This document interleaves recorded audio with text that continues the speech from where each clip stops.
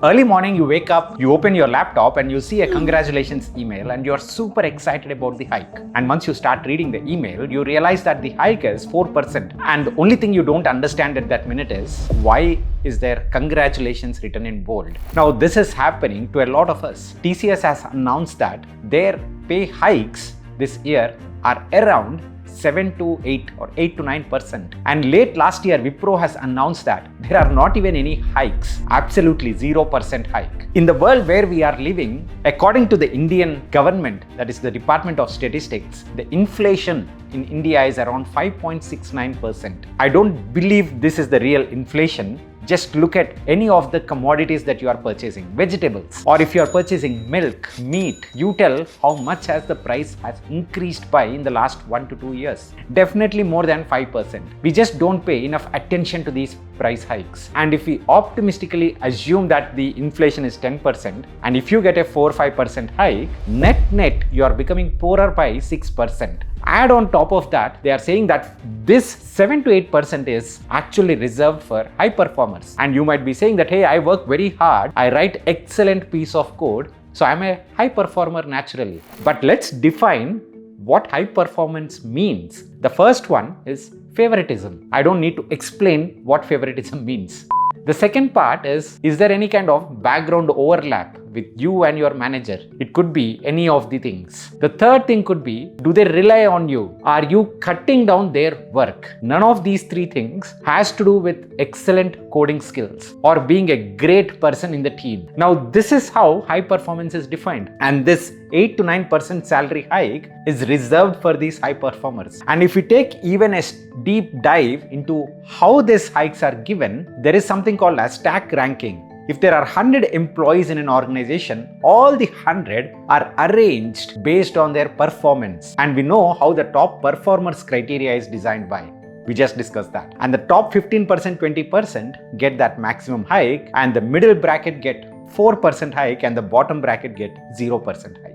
Now, this salary hike, if you are not satisfied and if you go back to your manager and say that, hey, I am performing very well, but I don't get enough hike. Why? The obvious answer is there is a budget constraint. However, if you look at the other end of the statistics, 7 out of the top 10 highest paid CEOs in the country are from IT services sector. There are multiple reports which say the CEO salaries and the C-level executive leadership salaries have ballooned even in the last 1 year when the market is not doing well. So you keep scratching your head and saying that, hey, what is this budget constraint all about? So the budget constraints apply only to the people at mid-management and at the entry level. But for the senior leadership, there is no such thing called as a budget constraint. Now, you know the reality between what is the current salary and how you are actually becoming net poorer by the end of the year. What is it that you can do? One of the fundamental issues over here is the lack of communication. The managers believe that, hey, my job is to just communicate what the hike is. My job is to just make sure that individual is performing as per the client requirements. That's it. And I don't need to talk to them ever. I just need to mail them that this is the hike. And if they have any questions or if they decline that, they'll come back and talk to me. That is the level of communication.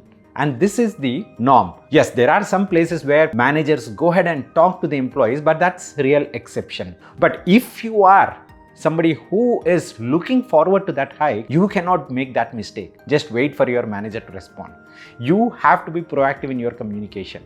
And how can you do that? One, every single month. This just cannot happen just before the appraisal cycle. Every single month, you document your own learnings. What did you do well? And just write that email and send it to your manager. Whether they respond, don't respond, it's not your problem. You can go back and say that, hey, I have been sending you emails every single month and I've been asking you the same question, where can I improve? So in that email, make sure you are asking that question that, hey, this has been my performance in the last month. This is what I did. Is there any place for me to improve? This communication gap creates a lot of tension. And unfortunately, what and who will suffer because of this communication gap is you. So at least you cover the gap from your end. The second thing, yes, the salary hikes are limited. However, there are a few industries where the salary hikes are good. The salaries themselves are growing. You pick up AI.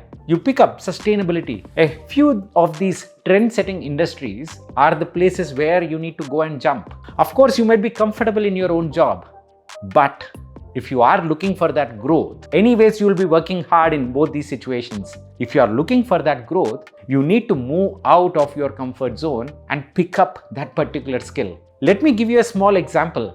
I continue to make YouTube videos and I want to get better at this. So I purchase a few courses. There is a fantastic course that I bought from Monkey Magic. This is about YouTube. You don't need to buy this YouTube course, but you have to realize who are the experts in the field where you want to go and work. It could be through LinkedIn, it could be through YouTube, it could be through Twitter. You follow them and see if they are offering something. Go ahead and make that purchase. See how it can help you. There are not many ways. There are a few industry leaders and you have to follow these industry leaders. What are they doing? Who are they following? And that will help you move into better places. There is no one silver bullet. These are the things that you need to do regularly. The third thing is about the macro environment. Yes, the macro environment is bad. There is a war. It's an election year around the world. And so the clients are not ready to spend too much. But what can you do? You have to just make sure that you are shifting to an industry where the clients are ready to spend money. The clients not spending means they are not spending in your field. They are spending somewhere else. So see if you can get into those fields. End of the day, whether that congratulations really means something versus not, completely depends on you. It might not be the right organization, but you can't blame them. You just have to continue moving forward. Thank you guys. See you again in the next one. Bye bye.